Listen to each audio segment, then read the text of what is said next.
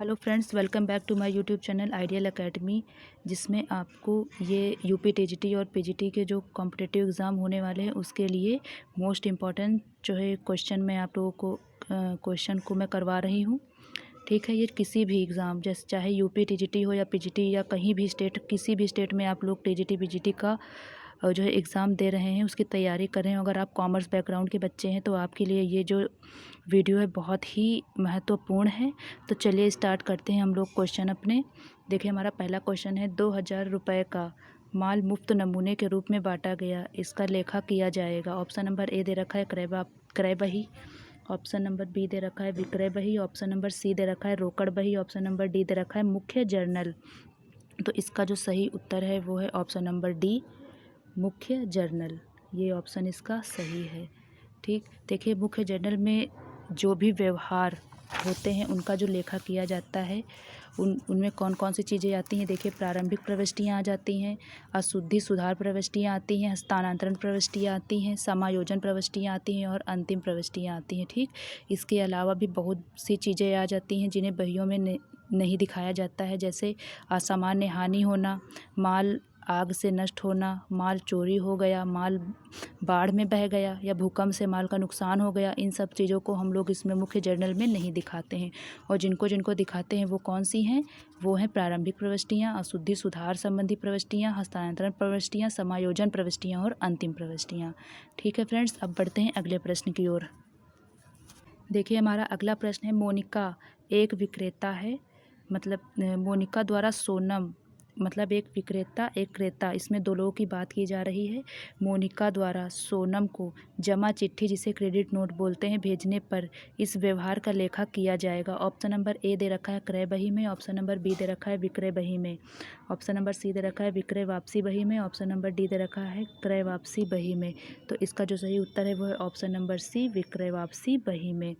देखिए, जब debit note क्रेता द्वारा विक्रेता को सामान्यतः जारी किया जाता है, ठीक, जिसमें क्रय वापसी पर क्या जो नाम चिट्ठी होती है, डेबिट नोट क्या होता है, जारी किया जाता है। और ये जो क्रेडिट नोट होता है ये विक्रेता द्वारा क्रेता को जो है विक्रय वापसी पर जो है ये नोट जारी किया जाता है। ठीक है, तो इसका जो सही उत्तर है वह ऑप्शन नंबर सी, विक्रय वापसी बही में। अगला प्रश्न देखते हैं। देखिए, हमारा अगला प्रश्न, निम्नलिखित में से किस लेन देन को खाता बही में खतौनी करने की आवश्यकता नहीं है।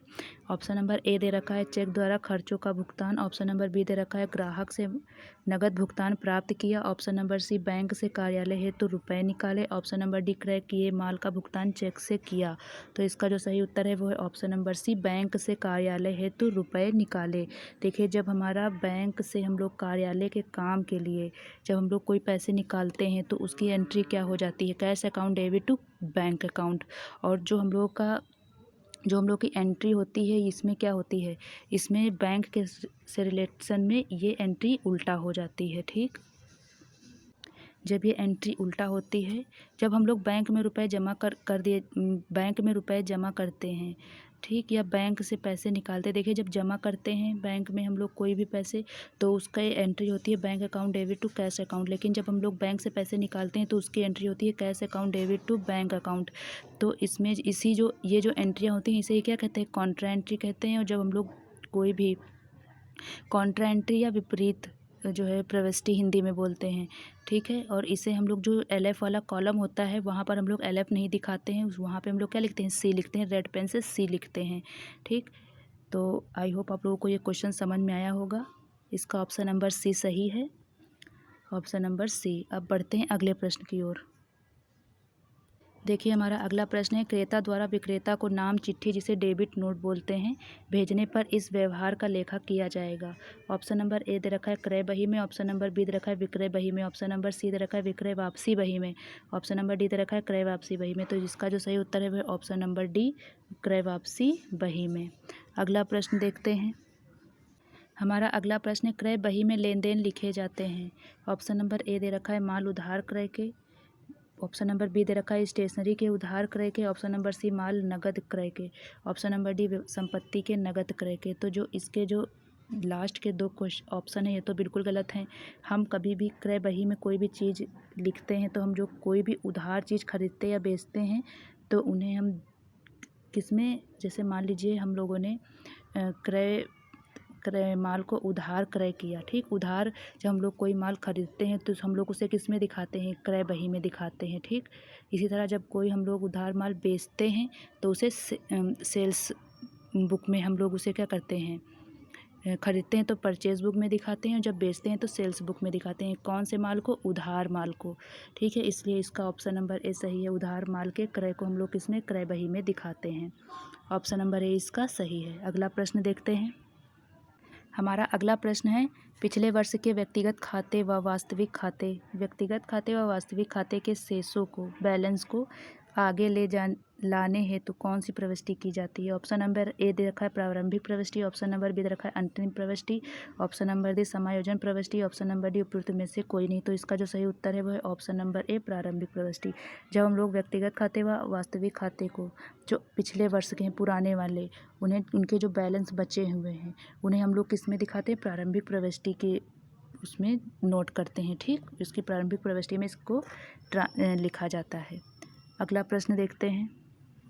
देखिए हमारा अगला प्रश्न है, आय व्यय खातों को व्यापार खाते और लाभ हानि खाते में हस्तांतरित करने के लिए कौन सी प्रविष्टि की जाती है। ऑप्शन नंबर ए समायोजन प्रविष्टि, ऑप्शन नंबर बी प्रारंभिक प्रविष्टियाँ, ऑप्शन नंबर सी अंतिम प्रविष्टियाँ, ऑप्शन नंबर डी विविध प्रविष्टियाँ।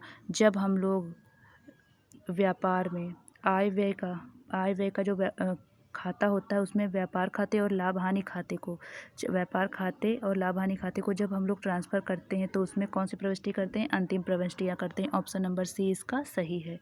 अगला प्रश्न देखते हैं। देखिए हमारा अगला प्रश्न कह रहा है, खाते के दोनों पक्षों के योग करने और अंतर को ज्ञात करना कहलाता है। ऑप्शन नंबर ए दे रखा है वर्गीकृत करना यानी एनालाइजिंग करना, ऑप्शन नंबर बी दे रखा है योग करना यानी टोटलिंग करना, ऑप्शन नंबर सी दे रखा है संतुलित करना यानी बैलेंसिंग जिसको बोलते हैं, ऑप्शन नंबर डी परीक्षण करना यानी ये जिसको ट्रायलिंग बोलते हैं। तो इसका जो सही उत्तर है वो है ऑप्शन नंबर सी संतुलित करना, ठीक। जब खाते में दोनों पक्षों के योग और अंतर को जब हम लोग को ज्ञात करना होता है तो हम लोग क्या करते हैं, बैलेंसिंग करते हैं, ठीक, संतुलित करते हैं। तो फ्रेंड्स ये थे आज के क्वेश्चन। आई होप आप लोगों को ये क्वेश्चन पसंद आए होंगे। अगर आपको मेरा वीडियो पसंद आया हो तो प्लीज़ वीडियो को लाइक, चैनल को सब्सक्राइब और जितना हो सके मैक्सिमम बच्चों को शेयर कीजिए। अब मिलते हैं अगले वीडियो में, तब तक के लिए thank you so much and take care.